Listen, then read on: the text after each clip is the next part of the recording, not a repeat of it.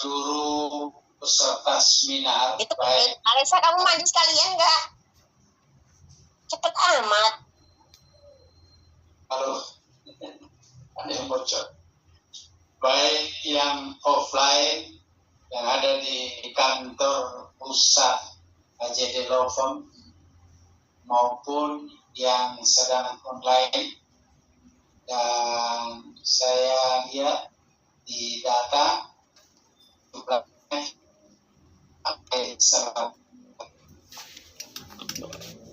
alhamdulillah kita melaksanakan seminar ini dalam suasana melaksanakan ibadah puasa Ramadan. Ini puasa kita yang ketiga. Mudah-mudahan dengan seminar yang dilaksanakan pada bulan suci ini, insya Allah akan mendapatkan limpahan berkah dari Allah Subhanahu wa Ta'ala. Kalau taslim atas junjungan Nabi Allah Muhammad Sallallahu Alaihi Wasallam. Hari ini yang berbahagia, yang berada di kantor pusat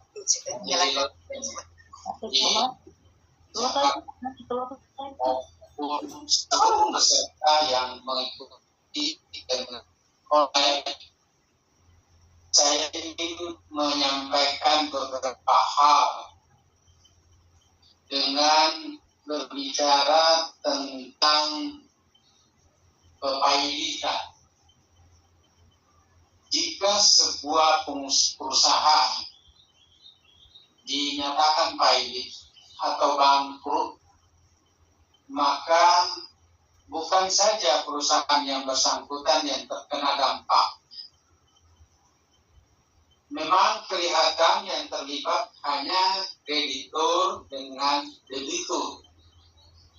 Tetapi debitur yang dinyatakan bangkrut secara otomatis akan mem-PHK seluruh karyawannya.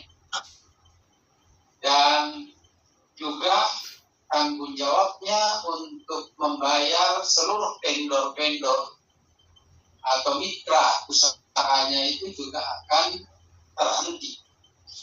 Dengan demikian, maka dampak sosialnya sangat luar biasa. Ya, karena itu kehadiran kita hari ini untuk memberikan pencerahan kepada seluruh masyarakat, terutama pelaku usaha, agar kita bisa memberikan pemahaman agar hak dan kewajibannya sebagai debitur bisa dipenuhi dan juga kewenangan-kewenangan yang dimiliki oleh kreditor. Banyak orang pengusaha yang merasa kalau sudah ditagih utang, diberikan batas waktu, apakah itu dari perbankan atau lembaga keuangan yang lain, atau individu yang meminjamkan duitnya kepada pengusaha. Mereka biasanya kelabakan, lalu kemudian panik, bisa dia melarikan diri, atau menyembunyikan diri, atau tidak membayar tanggung jawabnya. Padahal ada undang-undang yang mengatur haknya, baik itu berupa penundaan pembayaran maupun dengan alat-alat yang lain atau peraturan yang lain yang bisa digunakan untuk meringankan dirinya. Inilah sebetulnya yang akan kita coba paparkan hari ini lewat narasumber yang menurut saya memiliki kualifikasi yang sempurna karena beliau sudah bekerja puluhan tahun sebagai kurator di bidang kepailitan.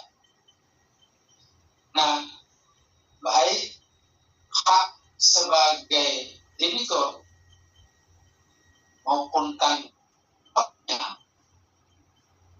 itu akan dibahas di satu sisi. Di sisi yang lain adalah kewenangan kreditor yang memiliki juga hak dan kewajiban.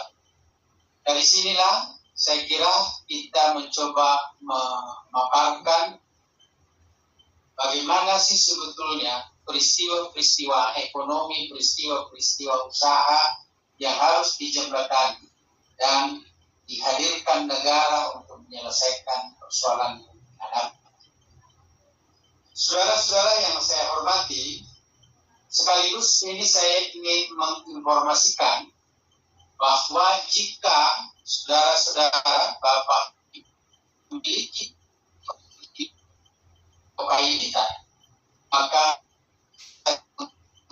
jasa dari AJD Law Firm.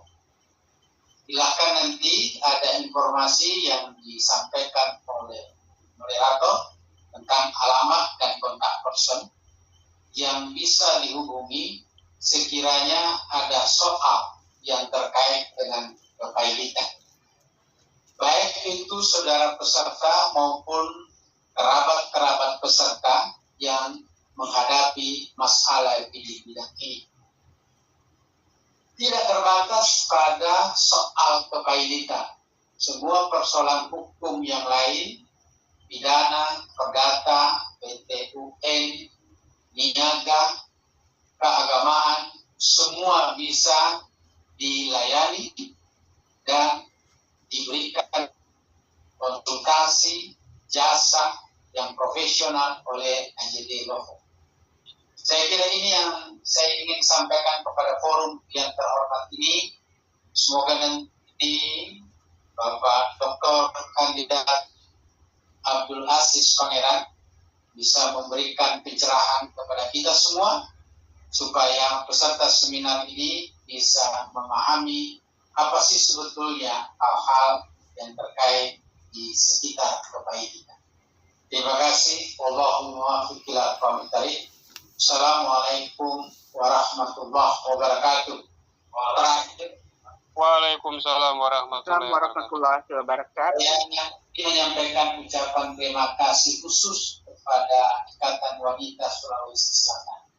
Waalaikumsalam. Tadi ketua umumnya sudah membuka acara ini. Kalau saya perhatikan wajahnya, kayaknya saya agak kenal dengan ketua umum. kepada seluruh sahabat-sahabat saya Ikatan Wanita Sulawesi Selatan yang bergabung, saya menyampaikan selamat mencermati peristiwa yang menarik ini dan mudah-mudahan bermanfaat untuk kehidupan kita sehari-hari. Terima kasih sekali lagi. Assalamualaikum warahmatullahi wabarakatuh. Waalaikumsalam warahmatullahi wabarakatuh. Ya, inilah tadi pemaparan yang sangat komprehensif dan reflektif. Paparan tersebut tentunya menjadi fondasi penting bagi diskusi kita pada hari ini. Terima kasih tentunya kami ucapkan kepada founder AJD Law Firm. Kita berikan apresiasi dulu Bapak Ibu sekalian, tepuk tangannya. Oke.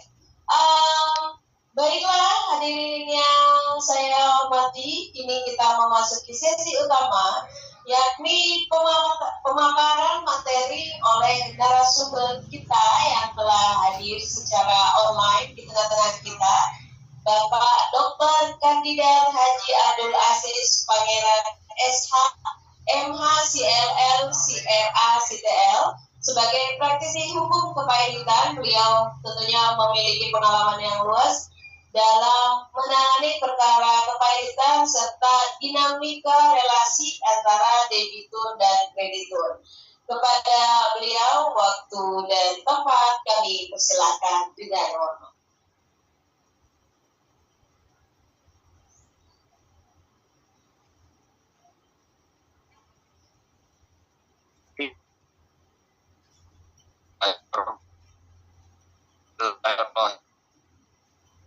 Assalamualaikum warahmatullahi wabarakatuh. Waalaikumsalam warahmatullahi wabarakatuh. Alhamdulillahilladzi hadzana lihada wa ma kunna linahtadi laula an hadanallah. Laqad ja'at ba'athu rasulna bil haqq wa nudu an tilkumul jannati uristumuha bima kuntum ta'malun. Asyhadu an la ilaha illallah wa asyhadu anna Muhammadar Rasulullah.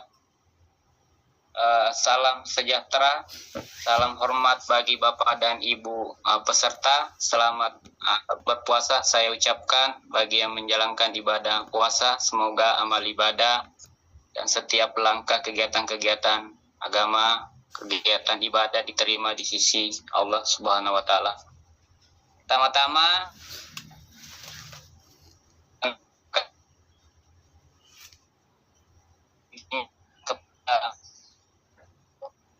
Haji dulu MSI pelaku dokter ADD Lopong. Terima kasih banyak Bang atasnya. Terima kasih banyak atas kepercayaannya. Yang kedua yang saya hormati dan banggakan Ketua IWAS Ibu Dr. Haja Andi Nurhyari MSI. Terima kasih Bu atas undangan dan kepercayaannya. Saya ucapkan selamat berpuasa, selamat beraktivitas untuk para peserta, terus terkhusus juga untuk para anggota IWASS dimanapun berada. Tak lupa juga rasa hormat dan bangga saya kepada kakanda saya, Bapak Hikmah M. Asli SPDT MH selaku Managing Director AJD Lopom. Untuk mempersingkat waktu, mungkin saya akan masuk kepada materi pada hari ini. Jadi, kalau perkenalan nama seperti itu yang tertulis, nama lengkap saya Abdul Aziz Pangeran, berkecimpung di bidang hukum sudah sejak 15 tahun, sudah sampai hari ini aktif di kepailitan, meneliti di kredit macet itu sejak 2015. Jadi kalau dibilang berbicara kredit macet, PKPU dan kepailitan sudah sekitar 10 tahun. Kalau perkara-perkara kepailitan baik sebagai kurator maupun ke pengurus dalam perkara PKPU dan kepailitan itu sudah ada yang selesai dan bahkan sampai hari ini masih ada yang berjalan.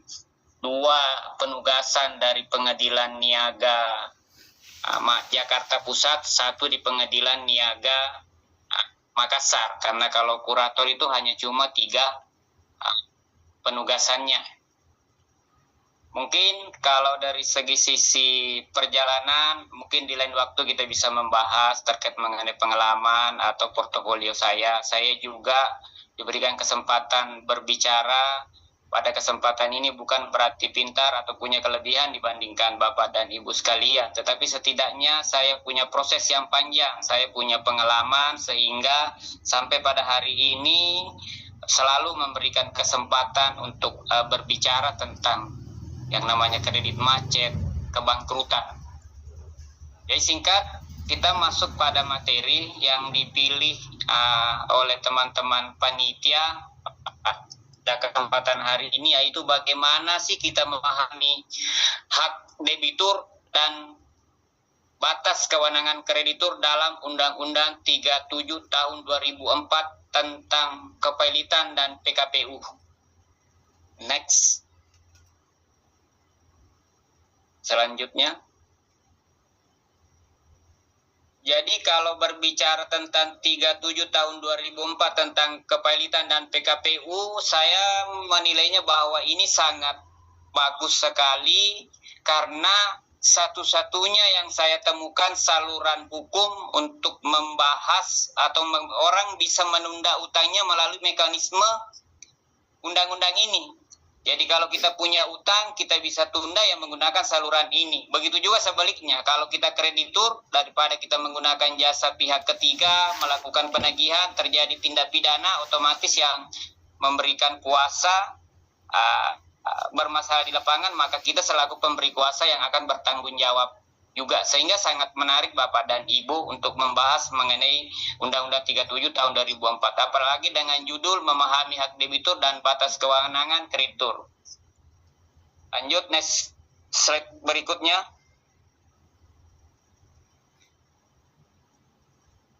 mengapa kredit macet sangat penting untuk kita bahas dan diskusikan bersama? Karena ya dampak daripada kredit macet ini sungguh luar biasa, sangat besar Bapak dan Ibu sekalian.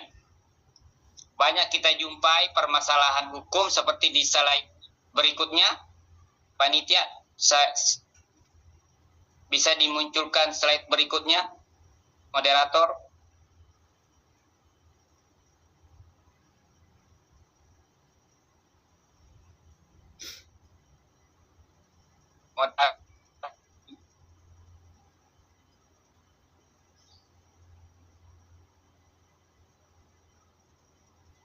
Ya, jadi kalau berbicara mungkin ada kendala teknis ya di kantor terkait mengenai penampilan slide-nya ya, atau gimana?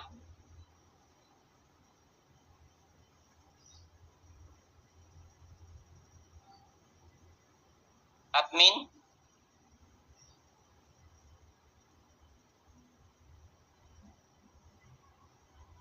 Ada kendala di sana ya Pak dalam penampilan slide-nya? Minta informasinya. Ya, lanjut saja. Kalau kembali berbicara kredit macet itu Pak, Bapak dan Ibu, bahwa masalah yang akan kita jumpai itu tentu bisa kembali ke slide sebelumnya. Mohon maaf.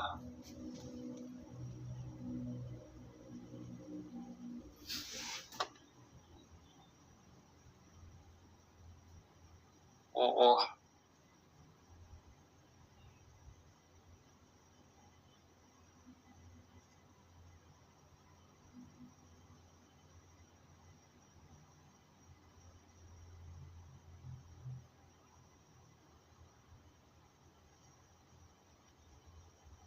Mohon maaf, ada sedikit kesalahan teknis dari saya kayaknya. Sama karena masalah kredit yang menimbulkan masalah. Seperti yang hasil rumusan, hasil penelitian selama ini ya saya menemukan bahwa kredit macet itu bisa menimbulkan stres, masalah rumah tangga, sakit, dihindari teman, bisnis hancur, bahkan pidana dan perdata. Jadi fenomena yang kita lihat banyaknya kasus-kasus kredit macet itu bisa saja bahwa orang yang bermasalah dengan kredit macet itu akhirnya berujung tindak pidana, di mana pada saat melakukan penagihan kemudian terjadi suatu tindak pidana akhirnya berproses di kepolisian. Begitu juga dengan sebaliknya, debitur dengan cara-cara menghindari tagihannya, menghindari utangnya, melakukan suatu tindak pidana untuk melakukan pembayaran.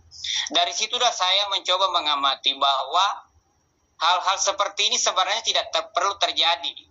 Karena negara kita ini sudah menyiapkan regulasinya. Undang-Undang 37 tahun 2004 tentang kepelitan dan PKPU ini adalah sarana yang sangat istimewa bagi para pihak, baik itu kreditur dan debitur, untuk menyelesaikan persoalan utang piutang ini dengan baik. Seperti itu. Lanjut slide berikutnya.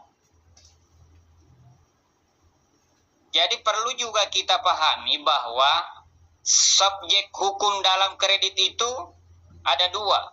Debitur adalah pihak yang berhutang ke pihak lain, dalam artian orang yang menerima sesuatu dari kreditur yang dijanjikan debitur untuk dibayar kembali pada masa yang sudah diperjanjikan. Jadi debitur ini ya bisa saja dari kalangan perorangan maupun badan hukum adalah subjek hukum yang meminjam uang. Ini juga mungkin sebelum kita masuk hak-haknya, masuk kepada hak debitur atau hak kreditur, atau bagaimana mekanisme hukum yang bisa kita tempuh untuk melakukan penagihan atau untuk menghindari utang seperti apa. Tapi penting juga kita harus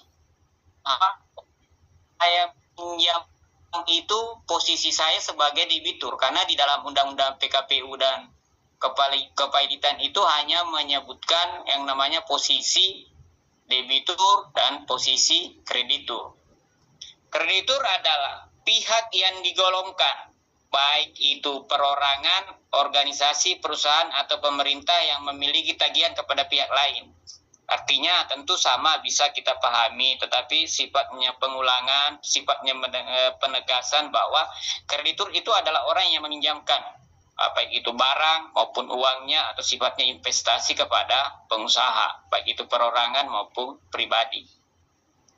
Hubungan kreditur dan debitur itu tercapai karena ada kesepakatan yang melahirkan suatu hak dan kewajiban yang dituangkan dalam perjanjian. Jadi kalau Bapak dan Ibu berbicara hak dan kewajiban, hak dan kewajiban itu lahir atau ada terpotret di perjanjian antara debitur dan kreditur. Jadi inilah pentingnya, karena ini adalah ikatan ibu-ibu wanita pengusaha Sulawesi Selatan. Inilah pentingnya bagaimana kalau kita misalkan menjadi atau berada di posisi debitur.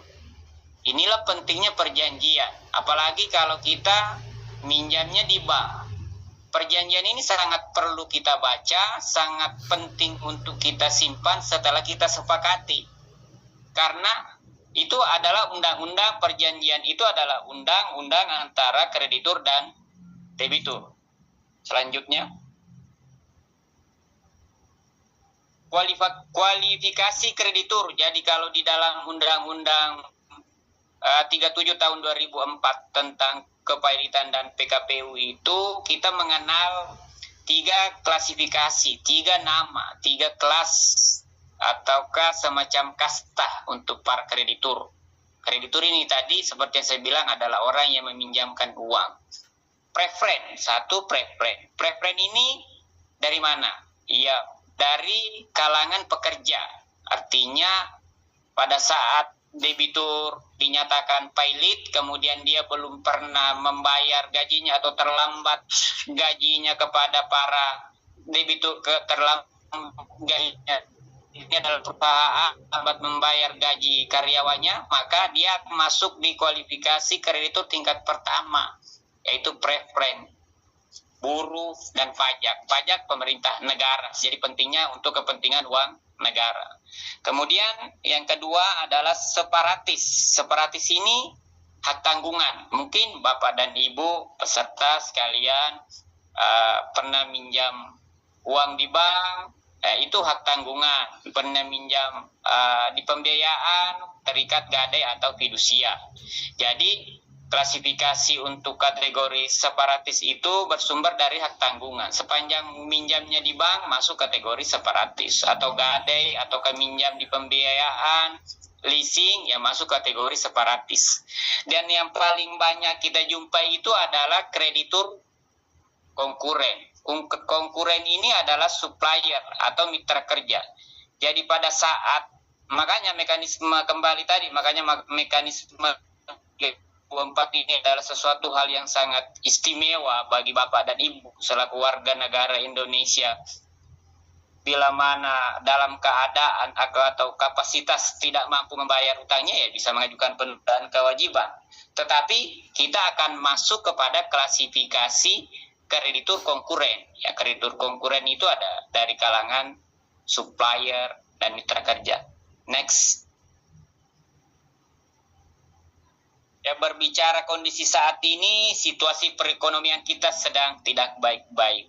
Situasi perekonomian dunia saat ini bergeser pada persaingan globalisasi yang mengakibatkan terdegradasinya fundamental ekonomi makro yang biasa saja berdampak negatif terhadap kurs pasar domestik lokal, inflasi, suku bunga, investasi, pertumbuhan ekonomi, kemiskinan, dan lembaga keuangan termasuk usaha-usaha kecil yang berbasis ekonomi kerakyatan. Dengan kondisi tersebut tentunya berdampak pada pelaku ekonomi, khususnya pelaku usaha mikro, menengah maupun termasuk pasca COVID ini. Sampai hari ini kami masih banyak menemukan case-case atau perkara-perkara bisnis yang akibat daripada kebangkrutannya itu, akibat daripada gagal bayarnya itu karena faktor pandemi. Jadi walaupun sudah berlalu beberapa tahun yang lalu, 2 atau 3 tahun yang lalu, sampai hari ini masih terasa. Masih banyak kita jumpai beberapa pengusaha yang dalam keadaan tidak baik-baik dalam hal melakukan pengembalian terhadap kewajibannya kepada krediturnya. Selanjutnya, contoh konkret saat ini ada beberapa pelaku pengusaha yang gulung tikar. Bisa saja karena suku bunga naik kemudian berdampak daya beli masyarakat, menurun sehingga pelaku usaha, pribadi, perseroan mengalami keterlambatan dalam mempersiapkan kewajiban tiap bulannya kepada krediturnya. Dan ekonomi terkadang kreditur mengalami keadaan dalam melakukan penagihan pada debiturnya. Ya kadang kalau kita posisi kreditur, kenapa bisa terkendala dalam melakukan penagihan kepada debitur? Ya karena cash flow atau siklus putaran bisnis debitur ini sudah tidak seperti apa yang kita saksikan sebelum melakukan perjanjian. Anggaplah posisi perbankan. Perbankan tidak bisa menilai keadaan sebelum dia memberikan pinjaman dan setelah itu berjalan saja terjadi ekonomi pandemi.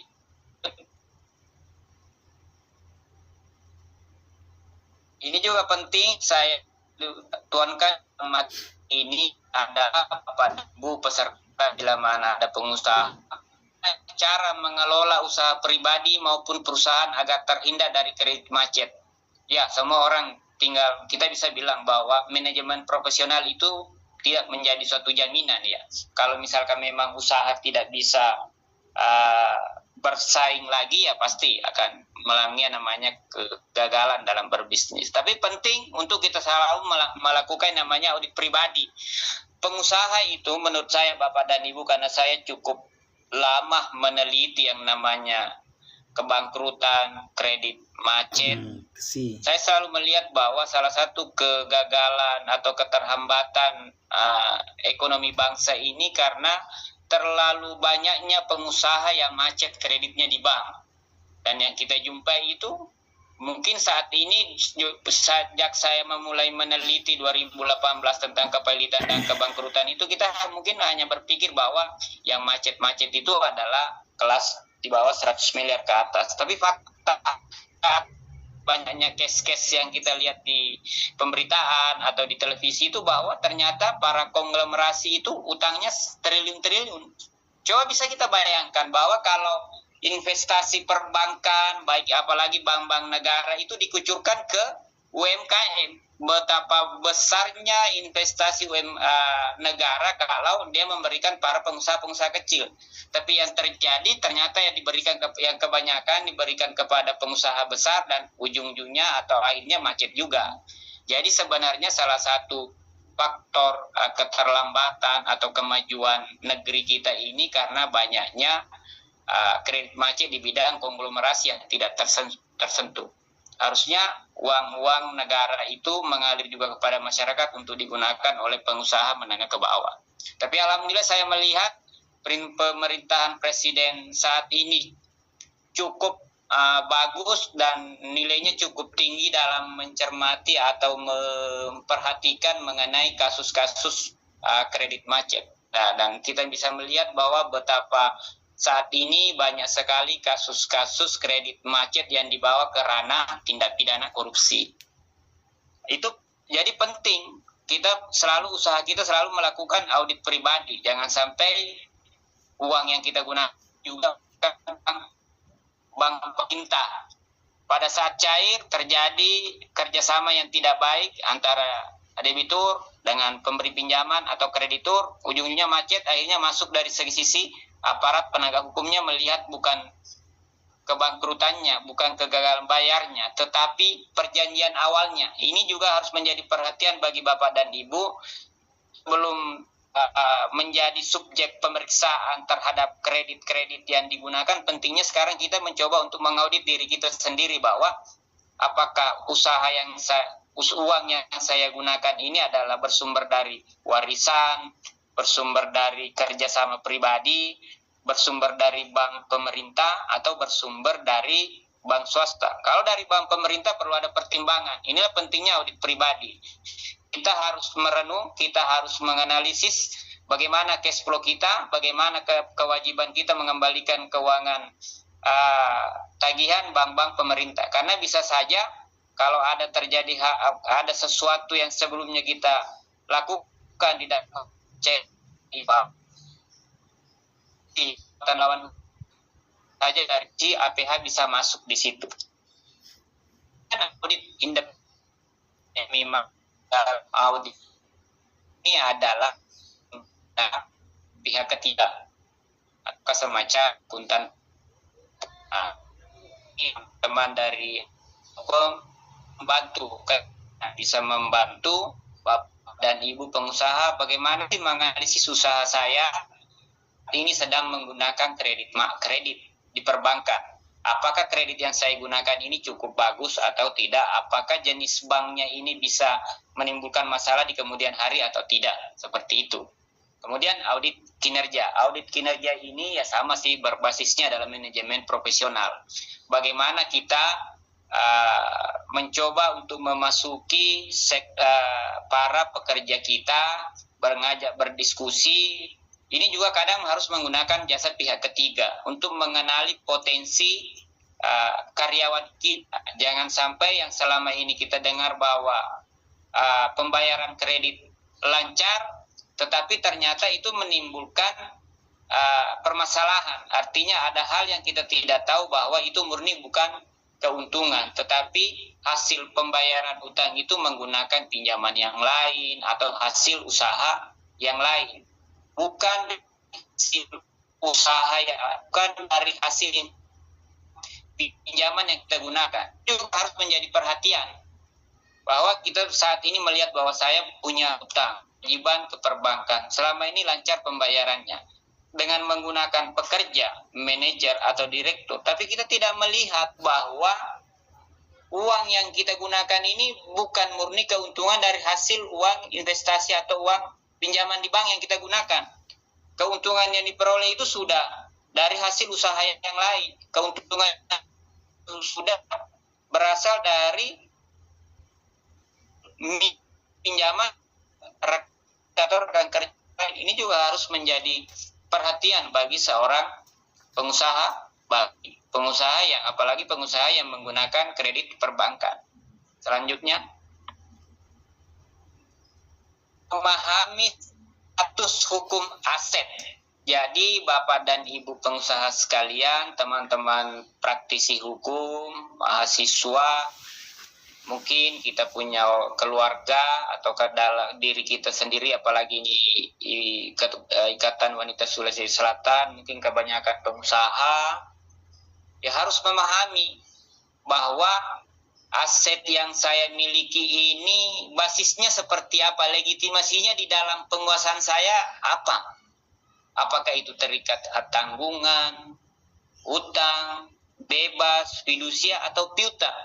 Karena dalam penelitian terbaru saya Pak, sejak 2023 saya menemukan bahwa banyak sekali pengusaha, bukan lagi beberapa ya, banyak pengusaha yang saya jumpai, usahanya berkembang, tetapi ibarat kayak mengandung itu terindikasi sengketa kewarisan, sengketa harta bersama. Jadi jangan sampai usaha kita berkembang, kita tidak tahu bahwa ternyata usaha saya ini baik dalam proses berjalannya saya masih ada selaku direktur, selaku pemilik, apalagi kalau saya sudah tidak ada, bisa meninggalkan atau menimbulkan permasalahan baru. Permasalahannya yaitu adalah kadang kewarisan yang selesai, investasi atau hasil dari kewarisan, utang, kredit, kemudian juga mengakibatkan harta bersama. Jadi ini semuanya harus bagaimana seorang pengusaha, dan AJD Lokom akan memfokuskan juga untuk memberikan edukasi pada pengusaha bahwa bagaimana cara berbisnis yang sehat itu, bagaimana berbisnis itu tidak menimbulkan masalah di kemudian hari, baik pada saat kita masih menjalankan usaha itu maupun pada saat kita sudah tidak ada. Karena jangan sampai pengusaha kita ini pemilik usaha, di saat kita sudah tidak ada terjadi sengketa kewarisan. Nah ini kan kurang bagus. Yang kita tinggalkan kepada ahli waris kita hanya sengketa kredit macet, somasi, PKP, kepailitan, dan beberapa permasalahan hukum yang bisa terjadi kalau kita tidak melakukan deteksi dini dalam hal melakukan kegiatan bisnis kita. Seperti itu. Itu juga penting menurut saya. Selanjutnya,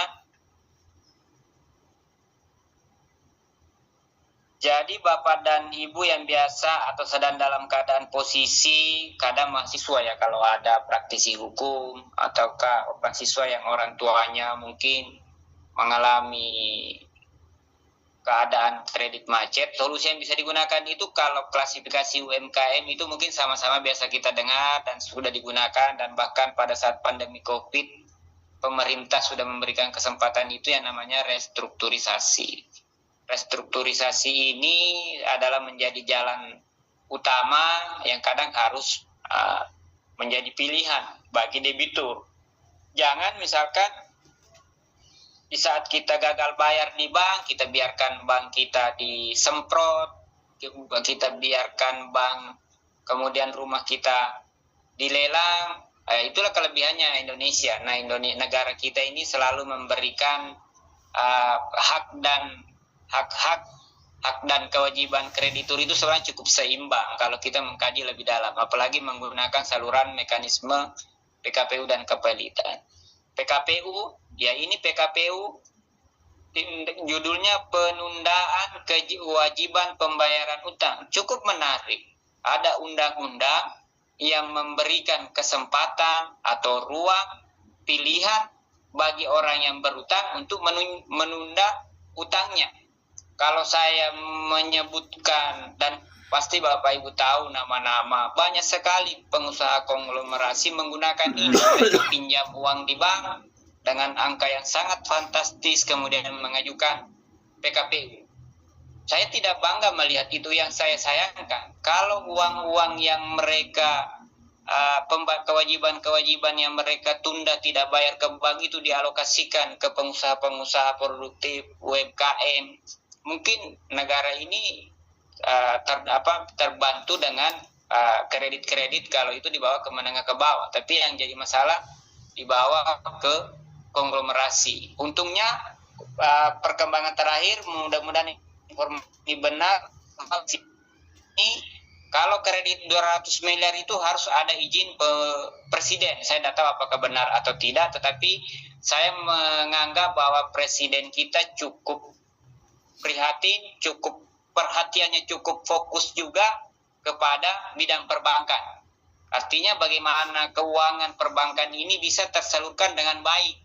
Jangan sampai uang-uang bank-bank, dalam hal ini bank negara, itu tersalurkannya atau yang menggunakannya itu adalah ya mereka-mereka sendiri, koleganya sendiri, atau pengusaha konglomerasi pinjam banyak-banyak, kemudian PKPU. Itu tadi. Yang berikutnya kepelitan.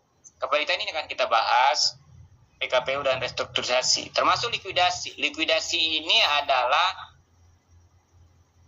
kesempatan juga untuk para debitur bila mana dalam keadaan posisi gagal bayar ingin menutup perusahaannya dengan cara melikuidasi. Jadi akan ditangani langsung oleh likuidator namanya. Jadi kalau saya itu sempat mengambil sertifikasi likuidator, pernah juga mengambil sertifikasi likuidator. Jadi itu ada CLI. Lanjutnya, ya. Penjelasannya, restrukturisasi adalah metode restrukturisasi kredit, adalah upaya yang dilakukan bank dalam kegiatan perkreditan terhadap perkreditan debitur yang mengalami kesulitan untuk memenuhi kewajibannya. Jadi kita pengusaha jangan gagal bayar, kita tunggu bank yang menawarkan restrukturisasi. Belum tentu, karena metode restrukturisasi ini tergantung karakter, analisis karakter perbankan. Bukan berarti bank pasti menawarkan restrukturisasi, belum tentu.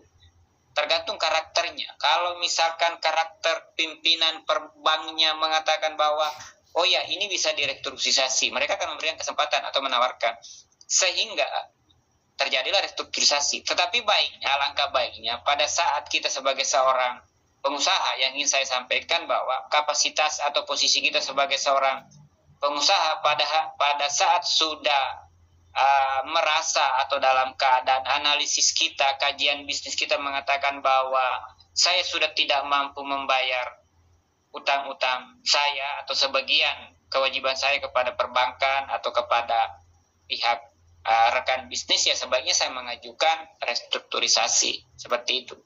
Lanjut.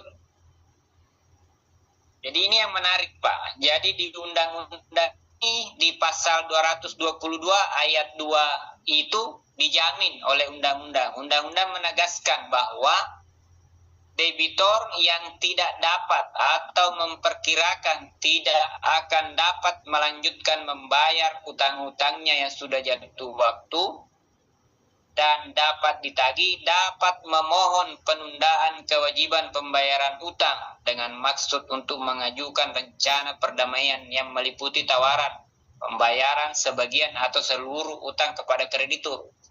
Jadi sebagai seorang pengusaha, ya utang harus dibayar, tetapi tidak perlu harus seperti yang disampaikan tadi keynote speaker kita bahwa utang itu kita di mana harus bersembunyi, lari, bermasalah. Tidak. Mekanisme 37 tahun 2004 ini menjadi saluran yang baik untuk menggunakan kita bagaimana seorang pengusaha mengajukan PKPU untuk menunda utangnya kepada para krediturnya. Yang seperti yang saya sebutkan tadi. Inilah yang banyak digunakan pengusaha konglomerasi. Saya melihatnya bahwa undang-undang ini tidak cukup tersosialisasikan kepada lingkungan pengusaha. Yang banyak mengenal ini hanya perusahaan-perusahaan besar. Tetapi kalau digunakan di lingkungan mencakup pengusaha menengah ke bawah ini sebenarnya baik juga. Daripada yang kita melihat banyak bermasalah menengah ke bawah, masalah konglomerasi anteng-anteng aja dengan kreditnya. Ini yang saya rasa tidak adil. Jadi perlu juga memang kita membahas hak kreditur, hak debitur, atau kewajibannya masing-masing dengan dari kacamata 37 tahun 2004. Dan yang di ayat 3 tentang PKPU itu menyatakan juga bahwa kreditur yang memperkirakan bahwa debitur tidak dapat melanjutkan membayar utangnya yang sudah jatuh waktu dan dapat ditagih untuk mengumpulkan debitur mengajukan rencana perdamaian yang meliputi tawaran pembayaran sebagian atau seluruh utangnya kepada krediturnya. Jadi regulasi ini bukan semata-mata hanya pada debitur saja, bahwa debitur tidak mampu kemudian mengajukan pembayaran utang, tidak. Jadi posisi kita kreditur, orang yang meminjamkan, baik itu pribadi maupun perusahaan, bisa juga mengajukan PKPU terhadap debiturnya. Artinya, pada saat kita mengajukan di pengadilan niaga, jadi pengadilannya PKPU dan kepelitan ini Bapak dan Ibu hanya 5. Jadi jangan sampai ada salah persepsi bahwa semua pengadilan ini bisa digunakan untuk mengajukan PKPU dan kepelitan. Mungkin kita sudah sama tahu, tetapi kembali saya mengingatkan bahwa mekanisme 37 tahun 2004 ini hanya diselesaikan atau ditangani di pengadilan niaga. Dan di negara kita ini hanya ada 5 pengadilan niaga, yaitu pengadilan niaga pada Pengadilan Negeri Jakarta Pusat, Semarang, Medan, Surabaya, dan Makassar. Jadi ada 5. Jadi kalau misalkan debitur yang ada di wilayah Sulawesi, basis zonanya masuk ke Makassar. Kalau kayak di Kalimantan, seperti yang pernah saya tangani di Samarinda, masuk wilayah Pengadilan Niaga Surabaya. Jadi PKPU ini kembali lagi bahwa bukan hanya debitur saja yang bisa mengajukan PKPU. Kreditur juga bisa mengajukan PKPU terhadap debiturnya dengan asumsi bahwa saya mohonkan PKPU di pengadilan niaga dan saya berikan kesempatan Anda untuk memberikan proposal pengajuan sistem atau mekanisme pembayaran. Karena coba bisa Ibu bayangin kalau kita yang menagih ya. Saya sering menjumpai juga betapa susahnya kalau kita yang menagih utang sama orang itu, Masya Allah. Dijanji minggu ini, bulan ini, sampai bertahun-tahun nggak kebayar. Karena janji debitur kepada kita secara langsung.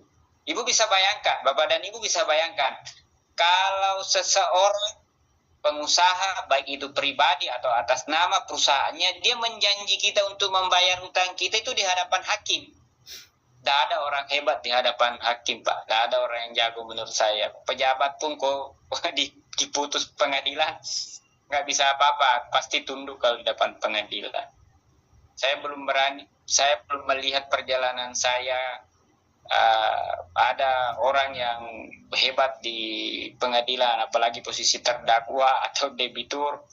Enggak, semuanya saya melihat orang kooperatif. Jadi ini pentingnya seorang pengusaha mengajukan PKPU kepada debiturnya untuk memberikan kesempatan menyerahkan konsep atau metode atau sistem pembayarannya. Karena ada konsekuensi yang dia harus tanggung, ada akibat hukum yang ditanggung oleh debitur kalau dia menjanji kita tidak sesuai dengan proposal yang diajukan. Ya seperti yang saya sampaikan tadi itu, bahwa sangat ironi kita jumpai saat ini kalau debitur ditagih janjinya hari ini dan seterusnya, tetapi kalau di hadapan pengadilan dia berjanji, dia memberikan proposal perdamaiannya, maka pasti dia akan membayar. Kembali ke slide berikutnya. Selanjutnya, ini moderator saya dikasih kesempatan sampai berapa menit ini? Moderator saya dikasih kesempatan berapa menit penjelasannya? Karena sampai selesai aja ya, saya coba. Ya, kepailitan.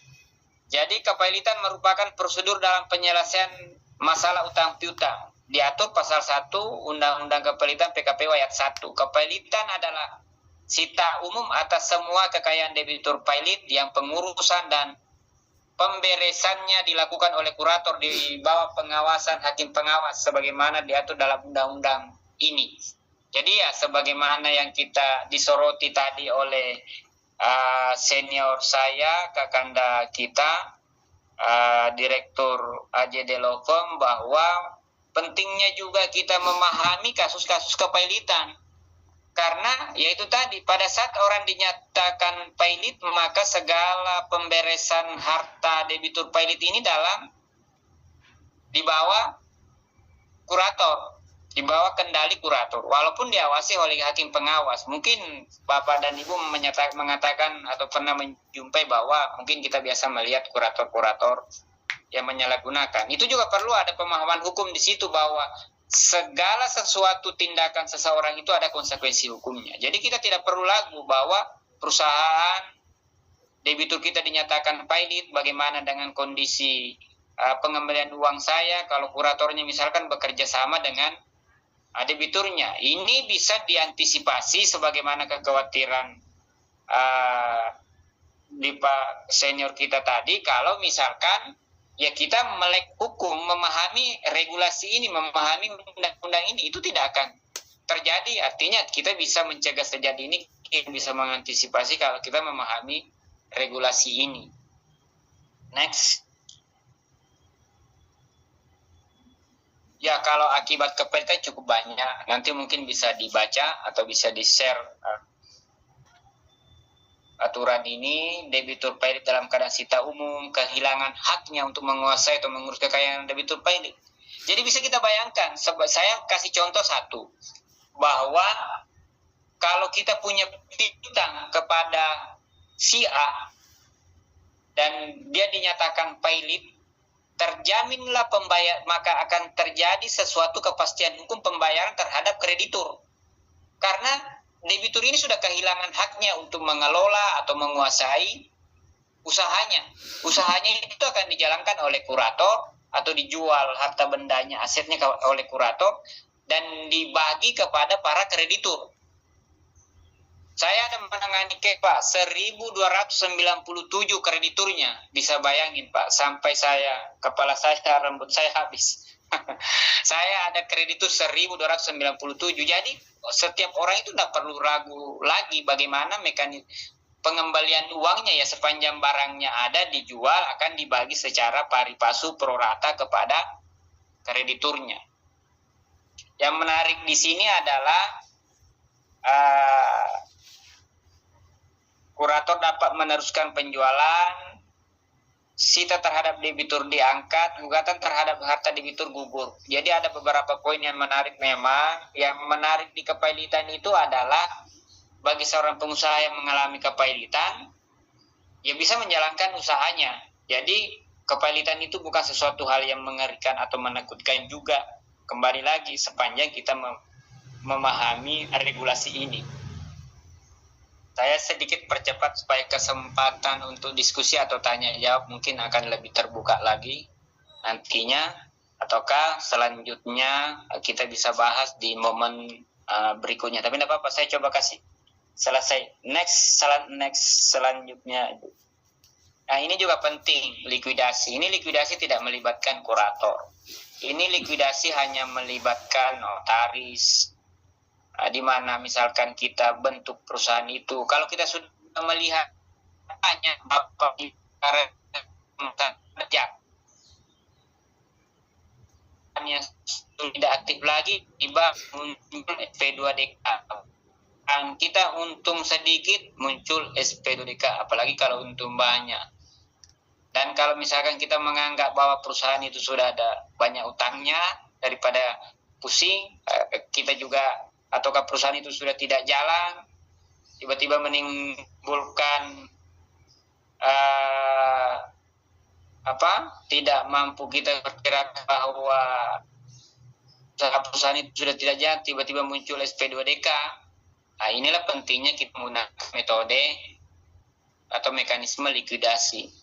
Likuidasi pembubaran perseroan, basisnya itu undang-undang perseroan terbatas. Saya sedikit menyelipkan ini karena konsentrasi hukum yang saya geluti, yang saya teliti, yang saya pelajari ini adalah hukum bisnis kebangkrutan. Jadi segala sesuatu yang berkaitan dengan kebangkrutan, setiap hari saya gunakan waktu untuk berdiskusi tentang kebangkrutan, setiap waktu momen juga saya gunakan untuk belajar tentang kebangkrutan. Jadi kalau ilmu, walaupun saya bukan seorang pengusaha, saya seorang praktisi hukum, saya harus baca juga tahun 2007 tentang perseroan terbatas. Pembubaran itu dia berdasarkan keputusan RUPS, jadi kita cukup ke notaris saja. Notaris, saya mau tutup ini karena ada kreditur yang harus saya penuhi kewajiban saya, tolong diberikan seorang likuidator. Buat RUPS-nya seperti apa, notaris bidangnya akan menunjuk likuidator untuk berkomunikasi. Kalau beberapa perusahaan besar saya lihat menggunakan metode ini, likuidasi. Tapi saya juga harus mengakui bahwa saya di pemahaman likuidasi ini, ya semuanya sih disiplinmu, kita tidak pernah berhenti belajar likuidasi. Karena jangka waktu berdirinya ditetapkan dalam anggaran dasar telah berakhir, ya faktor likuidasi. Berdasarkan penetapan pengadilan, dilikuidasi. Dengan dicabutnya kepailitan berdasarkan putusan pengadilan, dilikuidasi. Tapi hal yang paling menarik dalam proses likuidasi itu adalah bagaimana seorang pengusaha melikuidasi perusahaannya dan mengajak para krediturnya untuk berdiskusi. Jadi penting juga kita belajar likuidasi. Jangan kita ada utang yang kita ada bayang kita, ya saya tinggalkan kampung, saya pergi merantau, saya tutup, saya tinggalkan usaha saya. Jangan sampai seperti itu. Bagaimana anak cucu kita, bagaimana istri kita yang akan menanggung utang piutang itu. Jadi seorang pengusaha berjaya dilihat, kelihatannya sukses.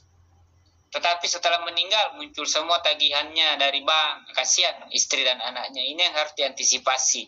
Jadi pentingnya kita belajar hukum bisnis. Bagi seorang pengusaha, selalu saya menyarankan bahwa tidak akan mengurangi pendapatan kita. Tidak akan membuat kita bangkrut kalau kita belajar hukum bisnis. Kita harus mempelajari atau mengetahui elemen-elemen hukum yang melindungi pengusaha dalam hal melakukan bisnis. Ini salah satunya yang menarik bagi saya, yang saya memang geluti adalah 37 tahun 2004. Lanjut. Ini UMKM. Saya menyelipkan juga ini upaya hukum lain yang biasa ditempuh dalam masalah utang piutang, yaitu peraturan Mahkamah Agung. Mungkin sudah ada proses pembaruan tata cara penyelesaian gugatan sederhana. Ini mengatur utang piutang di bawah 500 juta. Jadi kalau Bapak dan Ibu ada piutang sama teman arisannya, mohon maaf ini Ibu Ketua IWS, bahwa di bawah 300 juta mau di PKPU pilot ketinggian, ya disomasi, diajukan gugatan sederhana. Sepanjang ada bukti transfer, sepanjang ada rekaman pembicaraan, sepanjang ada bukti permulaan, simpelnya ajukan aja, daripada kita pergi tagih takut malu sama suaminya atau takut malu sama teman, khawatir, banyak pertimbangan. Ya serahkan aja sama JD Lokom untuk mengajukan somasi atau teman-teman praktisi hukum lainnya untuk mengajukan gugatan sederhana. Karena ini sangat cepat. Ada kan kekhawatiran kita, dulu juga saya sebelum belajar hukum tentu berpikir, wah kalau kita berperkara di pengadilan, 6 bulan di pengadilan negeri, 6 bulan atau sampai 1 tahun di pengadilan tinggi, 1 tahun dan bisa saja lebih di pengadilan tinggi. Biasa meninggal orang yang berperkara belum putus perkaranya, kepanjangan. Nah ini tidak. Gugatan sederhana ini hukum acaranya sangat singkat.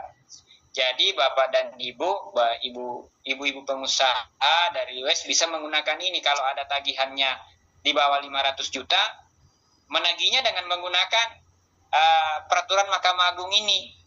Penyelesaian gugatan sederhana. Cukup ajukan. Kemudian karena ini edukasi hukum ya, sifatnya konkret, ajukan gugatan sederhana. Setelah itu pengadilan akan memanggil dia dan akan memutuskan sesuai dengan bukti, saksi, fakta hukum yang dimiliki. Maka utangnya itu sudah dalam bentuk putusan. Perlu saya sampaikan bahwa negara kita ini negara putusan, Pak. Apa yang diputus pengadilan itu adalah bukti yang paling kuat. Jadi kalau suatu saat mereka belum bayar, sudah dinyatakan bukti yang paling kuat adalah putusan pengadilan. Kita sudah memegang atau memiliki atau menyimpan putusan pengadilan bahwa si A ini punya utang sama saya.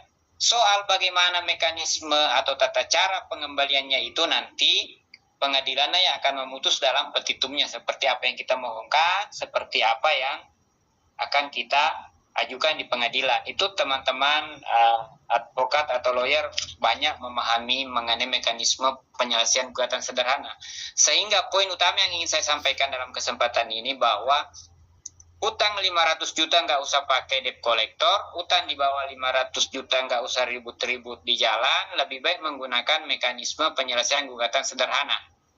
Next. Ya, pilih mana sih kalau kita tanya saya, tega apa kalau orang bahasa Bugisnya yang mana bagus? Tega makasih. Orang Bugis pilih mana? Ya kalau kita berutang ya kita restrukturisasi aja, apalagi dalam keadaan kondisi begini. Kita restrukturisasi ataukah kita PKPU. PKPU itu ya suasana kebatinan pengusaha, sifatnya penyelesaian kontrak permatik berbasis putusan atau kepalitan. Tergantung kita. Yang jelasnya negara menjamin kita untuk barangkali sisa waktu 5 menit berhubung karena bulan ini adalah bulan Ramadan ya, sedikit lagi kita memasuki waktu asar mungkin. Biar setelah ini kita melanjutkan di sesi tanya jawab. Ya ini sudah terakhir ini. Pilihannya mana? Ibu bisa restrukturisasi, Ibu bisa PKP, Ibu bisa melakukan, Bapak dan Ibu bisa melakukan kepelitan.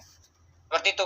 Memang di selanjutnya masih ada next, tapi sifatnya lebih teknis. Mungkin karena ini sifatnya karena faktor waktu, di lain waktu kita bisa diskusi. Mungkin kita sudah bisa masuk kepada sesi tanya jawab. Silakan moderator, saya kembalikan pada moderator.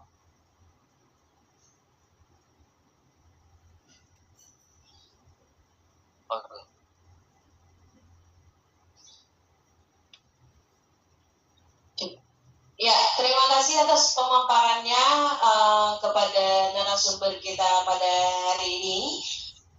Baiklah para hadirin yang saya hormati, kita akan memasuki sesi diskusi. forum ini kami buka untuk pertanyaan, tanggapan, maupun pendalaman atas materi yang telah disampaikan.